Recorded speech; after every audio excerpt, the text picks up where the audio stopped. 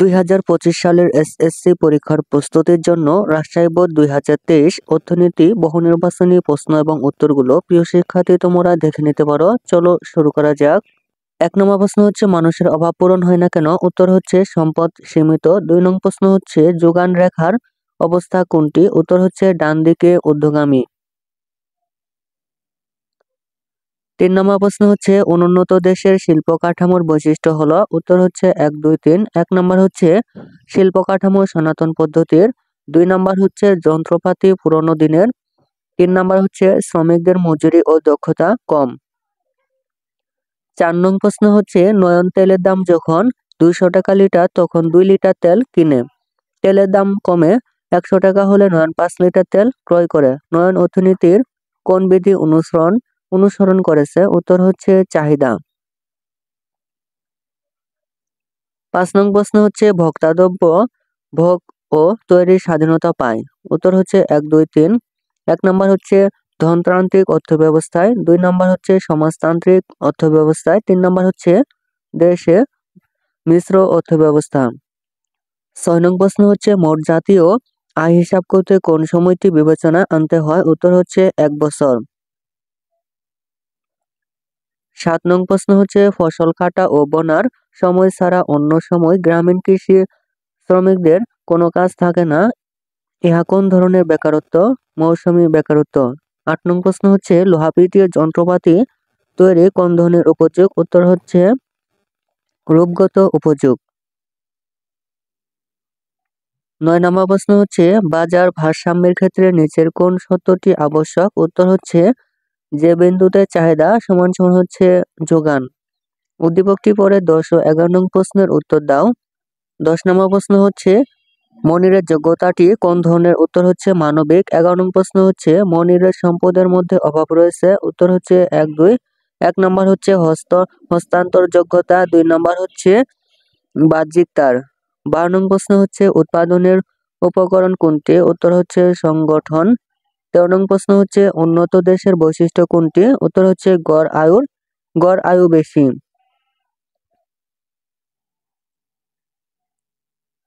14 নং প্রশ্ন হচ্ছে এক্স কারখানার মালিক তার শ্রমিকদের বলেন, এবছর যদি সোয়েটার তৈরির সংখ্যা বাড়াতে পারো তাহলে লাভের 5% তোমাদের মধ্যে বন্টন করে দেব এবং ফলে ফলে বছর শেষে সোয়েটার তৈরির আগের চেয়ে অনেক বেড়ে যায়। এক্স কারখানায় উৎপাদন বাড়ার কারণ কি? উত্তর হচ্ছে প্রণোদনা। 15 নং প্রশ্ন হচ্ছে কোনটি থেকে দেশের অর্থনীতির প্রকৃত অবস্থা জানা যায়? উত্তর হচ্ছে মাথাপিছু মোট দেশজ উৎপাদন। 16 নং প্রশ্ন হচ্ছে জিডিপির নির্ধারক কোনটি? উত্তর হচ্ছে সচলতা। উদ্দীপকটি পড়ে 17 ও 18 নং প্রশ্নের উত্তর দাও। 17 নং প্রশ্ন হচ্ছে রূপকের ক্ষেত্রে কোন ধরনের উপযোগ দেখা যায়? উত্তর হচ্ছে সময়গত উপযোগ। 18 নং প্রশ্ন হচ্ছে উৎপাদনের উপকরণের দৃষ্টিতে রূপক। উত্তর হচ্ছে 2, 3। 2 নম্বর হচ্ছে একজন শ্রমিক, একজন সংগঠক। 19 নং প্রশ্ন হচ্ছে পাহাড়ি বনে রয়েছে কোনটি? উত্তর হচ্ছে চম্পা গর্জন। 20 নং প্রশ্ন হচ্ছে ফিরোজা মহিলা অধিদপ্তরের সাহায্যে বুটিংসের কাজ শিখে বাসার কাছে একটি দোকান ভাড়া নিয়ে কাজ শুরু করে।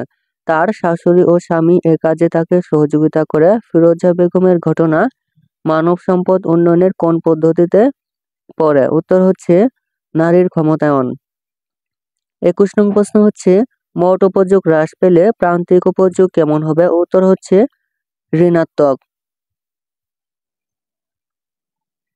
22 নং প্রশ্ন হচ্ছে কোনটি অবাধ লভ্য দ্রব্য? উত্তর হচ্ছে নদীর পানি। 23 নং প্রশ্ন হচ্ছে ব্র্যাক কত সালে প্রতিষ্ঠিত হয়? উত্তর হচ্ছে 1972।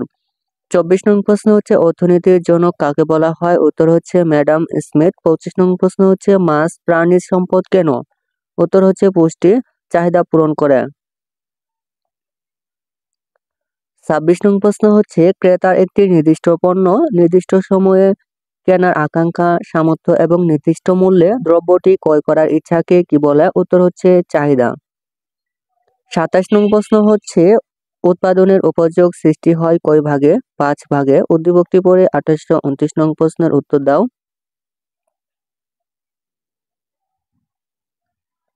28 নং প্রশ্ন হচ্ছে মনিবের কারখানায় তৈরি দ্রব্যকে কোন পর্যায়ে দ্রব্য বলা হয়? উত্তর হচ্ছে মাধ্যমিক দ্রব্য।